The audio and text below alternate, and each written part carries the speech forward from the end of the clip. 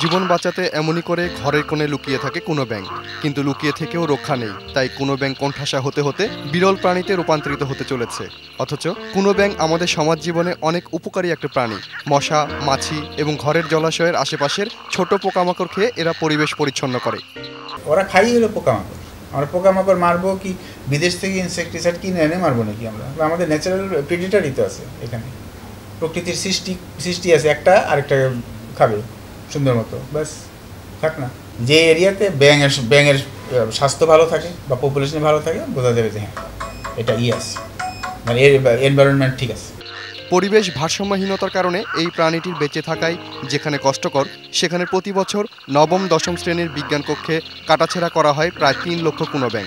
কিশোর কিশোরীদের হাত পাকানোর জন্য কুনো ব্যাঙ যেভাবে কাটাছেঁড়া করা হয়, তাতে এর ৯৯.৯৯%-ই প্রাণ যায় ডিসেকশন টেবিলে। আর সেদিক দিয়েই শুধুমাত্র বাংলাদেশের প্রকৃতির কাছ থেকে ৩ লক্ষ প্রাণ হত্যা করা হচ্ছে প্রতি বছর।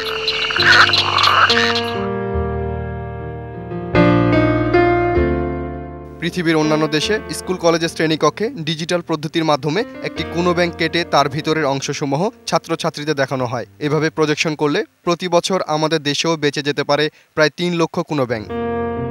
প্রত্যেক স্কুল বা কলেজ ইউনিভার্সিটিতে ভিডিও সিস্টেমই আছে, কীভাবে ডিসেকশন করবে সেই ডিসেকশন একটা ব্যাঙ দিয়েই তো সবাই দেখবে মনিটরের মধ্যে যে হ্যাঁ তাহলে এইভাবে এই কাটার সেটার তো কোনো দরকার নেই, এখন আর কোনো দরকার নেই। এখন এই ব্যাঙ কাটাটা বন্ধ করে দেওয়া উচিত। বলা হয় প্রাণী জগৎ একটি চক্রের মতো, কোনো না কোনোভাবে একটির উপর আরেকটি নির্ভরশীল।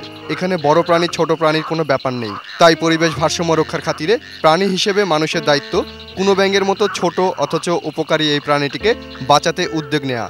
না হলে একদিন দেখা যাবে ডিসেকশন করার মতো কুনো ব্যাঙই আর বেঁচে নেই। Hossain Sohel, ATN news, Dhaka.